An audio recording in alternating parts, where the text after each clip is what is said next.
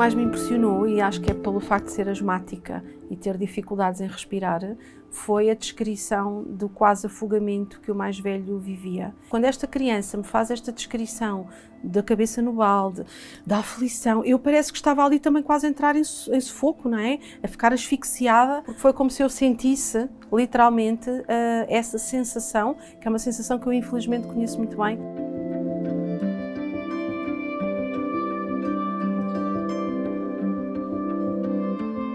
Ruth Agulhas, psicóloga clínica e forense, e trabalho há 25 anos. Então este foi um caso que eu avaliei talvez há uns 10 anos, mais ou menos, no âmbito de uma perícia médico-legal que foi pedida pelo tribunal, e foi pedida uma perícia a 3 crianças, portanto uma fratria de 3 irmãos.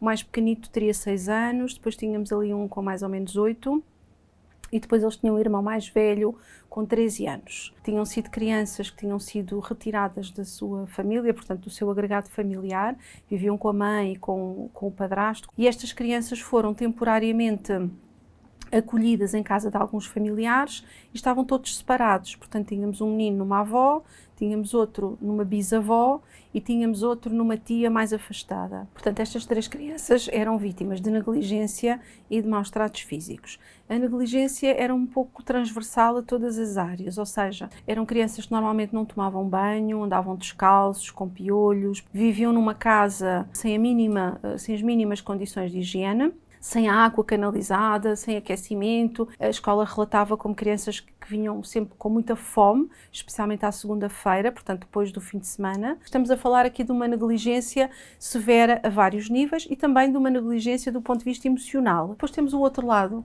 da situação, que tinha a ver com os maus tratos físicos, que eram acima de tudo perpetrados pelo padrasto. E portanto acabava por ser este mais velho, que era aqui o miúdo, nas palavras dele, mais massacrado.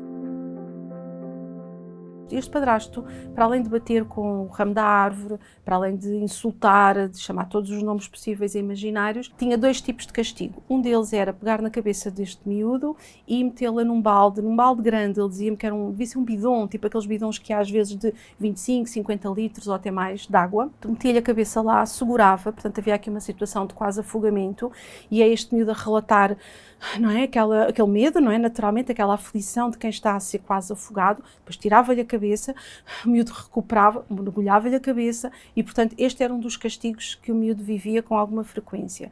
E depois há um outro castigo que parece que estou a visualizar o miúdo a mostrar-me, a levantar a camisola e a mostrar aqui esta zona aqui das costas, aqui de lado, dos rins, esta zona mais negra, porque o que ele dizia era que quando se portava mesmo mal, aos olhos do padrasto, uma das consequências era metê-lo no curral. O que ele dizia era: o touro vinha-me amarrar e eu estava encurralado, literalmente, não tinha por onde sair. E portanto, o que ele me dizia é: eu olhava e via o meu padrasto a rir às gargalhadas do outro lado da cerca, enquanto eu andava ali a correr e a fugir do touro. Também neste caso em concreto eu tenho que fazer uma avaliação, tenho que fazer um relatório para o tribunal, tenho que ir ao detalhe, ao pormenor, para poder também ajudar o tribunal a tomar a melhor decisão para aquelas crianças. Mas depois há aqui o outro lado, não é? O outro reverso da medalha, que é também o embate emocional que isto muitas vezes nos traz. Como eu costumo muitas vezes dizer aos meus alunos ou às pessoas que têm menos experiência: preparem-se, vai doer, vai dar muita vontade de chorar em muitas alturas, choram depois.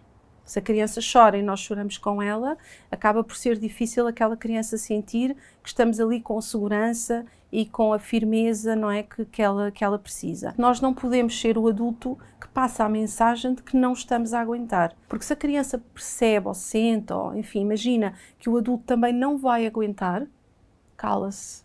Também quer proteger o adulto. Às vezes chegamos a casa, estou a fazer o jantar, liga a televisão, uma notícia qualquer, enfim, daquelas que aparecem infelizmente todos os dias, de casos que eu não conheço de lado nenhum, e desato a chorar.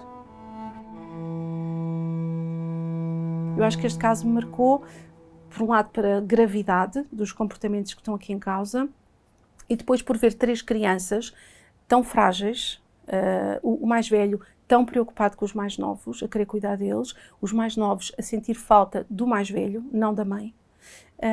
e não haver uma capacidade de resposta no meio em que eles pudessem ficar juntos. Estes miúdos estavam separados e quando estão separados nas casas de 3 pessoas diferentes, estão em aldeias diferentes. E, portanto, colocou-se aqui um dilema, porque, por um lado, temos esta situação no meio familiar, estão na família, avó, bisavó e tia.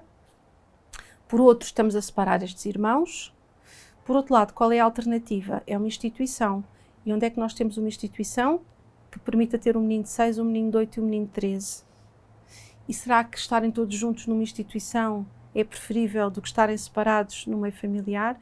E isto traz-nos muitos dilemas éticos até. E o meu parecer foi de que eles deveriam ficar onde estavam, portanto, com os respectivos familiares, mas sublinhando a importância extrema de tudo ser feito e envolver as entidades da zona, tudo ser feito para que estes miúdos não perdessem o contacto uns com os outros, porque havia de facto aqui uma relação de vinculação muito forte, um laço afetivo muito forte, de miúdos que cresceram muito entregues a eles mesmos.